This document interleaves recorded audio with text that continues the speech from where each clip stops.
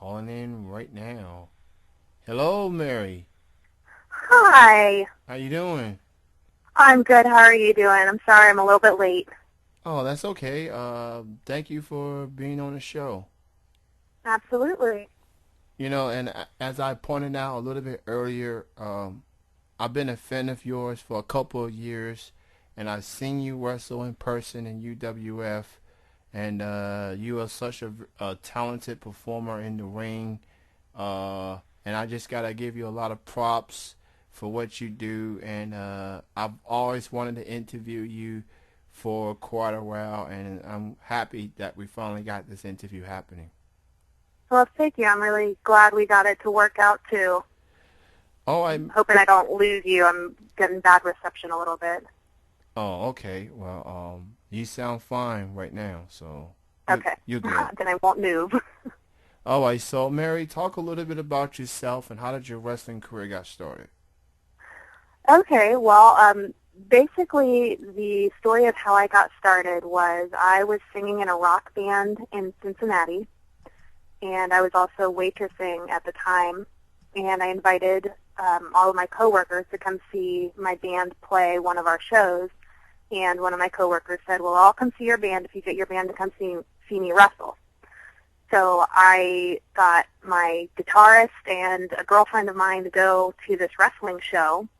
It was Heartland Wrestling Association, which happened to be 15 or 20 minutes away from where I grew up, and I didn't know about it.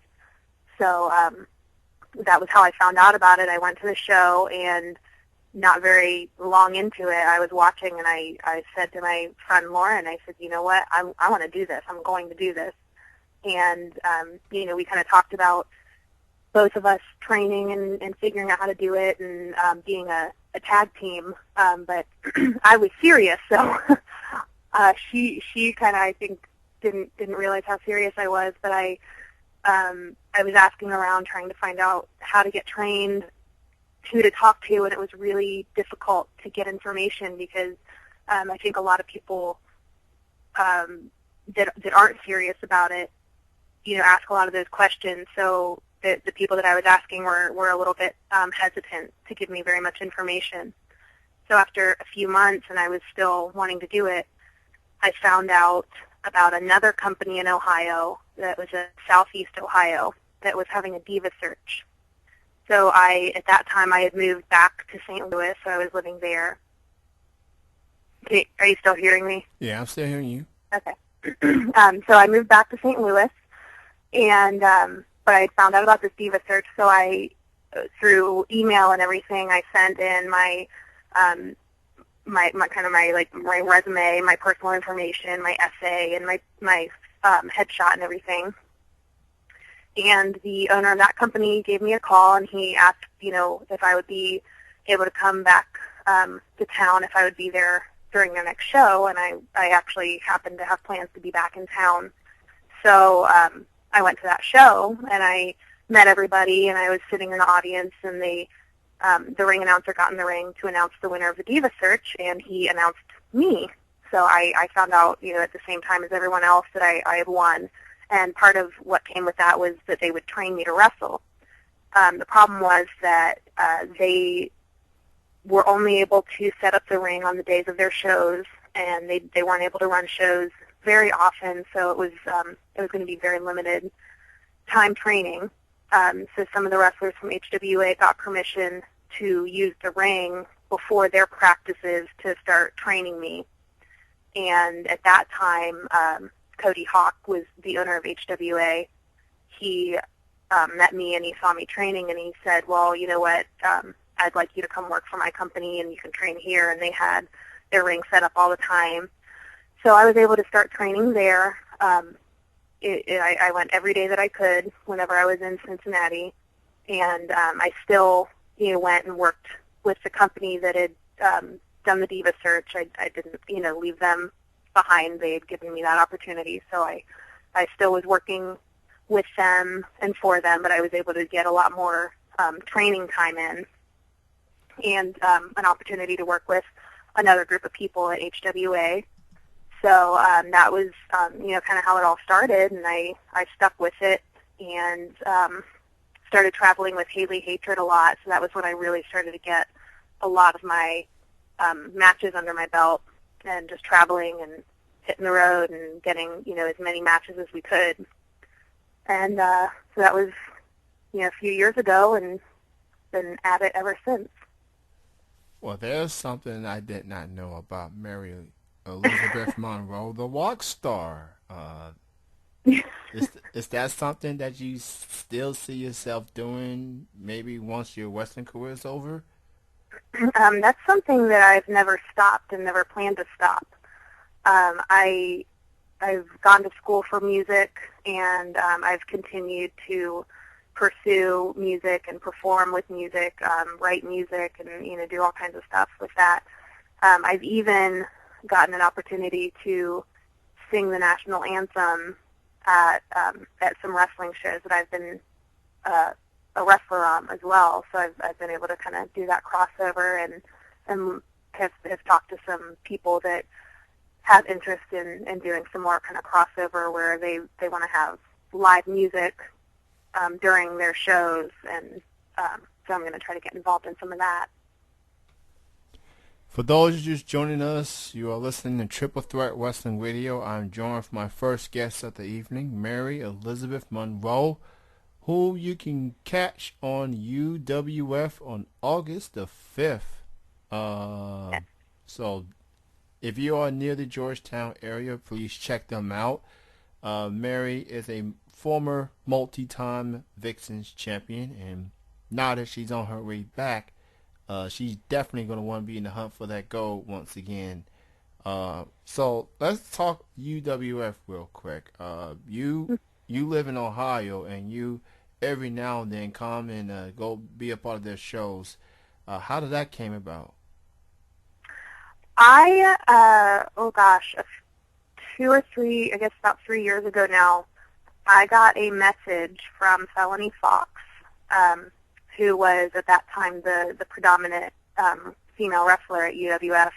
Now I know she's kind of stepped back a little bit, but she emailed me and said that she had gotten my name from Haley Hatred, and wanted to know if I would come be a part of her first ever Vixens all-women's show. So, I talked to her about kind of what her company was like, what her involvement there was, and it sounded like a really cool place. So I made arrangements to come in and do a few shows leading up to that first Vixens show, and then also participated in that Vixen show, and kind of stuck around because I liked it, and everybody there, I think, liked, as far as the fans and the other wrestlers, liked having me as part of the company. And I think the fans were definitely entertained, so that's, my goal, and the other wrestlers and everybody, working for the company, I think we all got along and worked well together, so I kept trying to head down there whenever I could. You being a part of the, not just last year's Vixen show, and this year's Vixen show, which was earlier this year, right around Valentine's Day week or weekend, I believe. In Kentucky has a storied history when it comes to professional wrestling, but there was never a woman wrestling show until UWF, Felony Fox and Company, pulled that off, and it was one of, without a doubt, it's one of the more successful shows of the year. Mm-hmm. What was it like to be a part of those two shows, considering that there's never been a woman wrestling show in Kentucky until UWF was the first to do it? Well, that was, one really cool thing that Felony Fox put together, and that was something that I know she wanted to put together for a long time, and she got the rest of the company on board to let her go ahead and arrange that. And I know it took her a long time, where she was really discerning about the female talent that she wanted to be a part of that. She didn't want just, warm bodies in the ring. She wanted women who were trained actors and entertainers. And I think she did a really good job finding those people.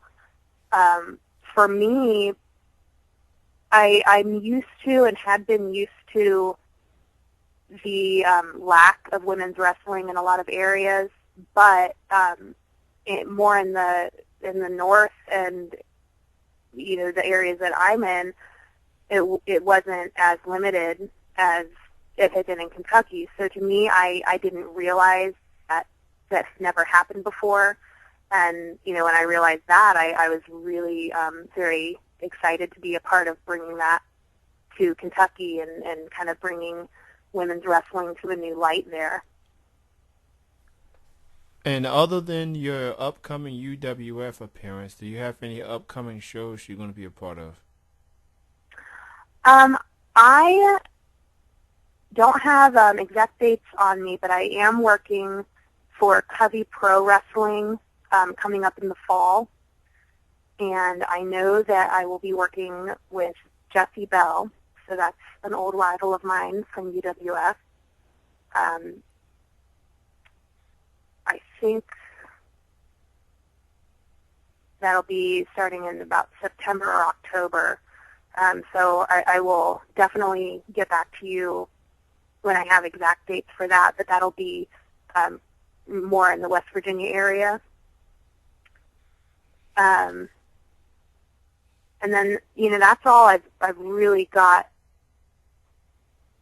set right now. There's another company, Lacasio, work with, and they're working on getting some dates with me. So I'll definitely get that to you so that you can get that out there when I've got those dates set, because I'd love to meet some more of my fans.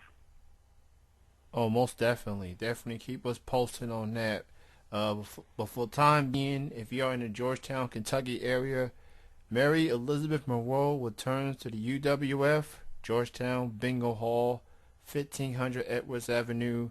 The doors open at 6. Bell time is 6:30. You can go to United Wrestling Federation Facebook for more info on that upcoming show. You mentioned Felony Fox. You mentioned Haley Hatred and Jessie Bell. You have had the chance to wrestle some of the top female wrestlers from the Midwest to the South and to the East Coast. Who are some other wrestlers that you haven't had the chance to work with but would like to work with someday? Well, I've realized recently that the list of women I have gotten to work with is quite a bit longer than I had realized. So I've really gotten to work with a lot of the best women. Really, at this point, the only women I haven't gotten to work with that I know that I would be interested in working with are the ones that are under contract, with the exception of a few, because I've already Madison Rain several times, I've DB, and a few others. But one woman I to wrestle with is Tara right now, TNA, previous to Victoria. All right, that definitely will be an interesting matchup right there. Mary versus Tara. Is that like a goal of yours, considering joining Impact or WWE, or are you more comfortable just being in the indie circuit? I would definitely like to try to get an opportunity, particularly for TNA, just because right now the way it is, it makes it much more and time with family and on the road all the time. So that would be possible. I've been working for a really long time at wrestling, and ideally I want to work somewhere where I can reach the largest audience possible. I want to entertain and influence as many people as I can. And I mean, I think anybody wants to be able to make a living doing what they love doing, so that would really be fantastic. Obviously, Impact has been cleaning house a little bit. They let go of Tracy Brooks, Angelina Love, and as of today, Velvet Sky. So, there you go. Impact Make it happen. At least get her on the gut check segment. Let's get Mary Elizabeth Monroe out there. Show her, Yes. show the Impact Zone what she can do. She's a very talented wrestler, no doubt about it. Um, what would your advice be, Mary, to anyone out there that wants to be a professional wrestler, that wants to be where you are today? What would your advice be? I think this may sound cliche, but you have to work hard and you have to be true to yourself.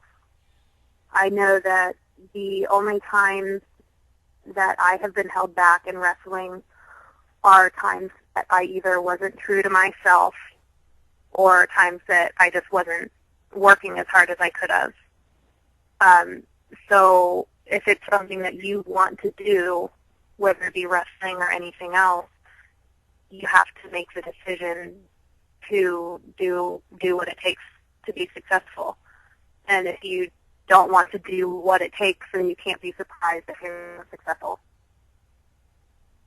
What do you consider as the highlight of your career? It could be a dream match that you had or winning a championship. You won multiple times the UWF Vixen Championship. But what do you consider as the highlight of your wrestling career thus far? I've been asked that question before, and I don't know if I have a good answer for it. That's really difficult. I had a really great, really fun match with ODB, so that would probably be on there. Gosh. Maybe my highlight is yet to come. All right. And of course, people can send you a friend request on Facebook under the name Mary Elizabeth Monroe. She'll keep you Yes. posted on there as well. Right now, my friends list is telling me it's full, so it won't let me accept anyone. But I will be putting together either another Facebook or a fan page. Oh yeah. Don't be offended if I don't accept you. It's because I can't yet. It's all good. Facebook got their restrictions. Understandable. So I'll be on the lookout for that fan page of Mary Elizabeth Monroe. Before I let you go, Mary, I ask all guests to do this. It's like a station ID. It's like a voice drop. All you have to do is say your name. And what after you say your name, you say you are listening to Triple Threat Wrestling Radio. I can do that. This is Mary Elizabeth Monroe, and you are listening to Triple Threat Wrestling Radio. Thank you so much for your time, Mary. It's great to finally interview you, and I look forward to seeing you on August the 5th, UWF. No word on who her opponent is going to be, but I'm assuming she's going to be in the hunt for that Vixens Championship. I think you won it 3 times, correct? That sounds right. Yeah, 3 times, and she wants it back, obviously. So everybody be on the lookout for Mary. Great talking to you, and thank you for all you do as a wrestler, and I wish you nothing but the best of success. And I'll root for you, whether you're babyface or heel, no matter what. Well, thank you. I will be looking for you on August 5th. All right, you have a good evening. And good night. All right, bye-bye.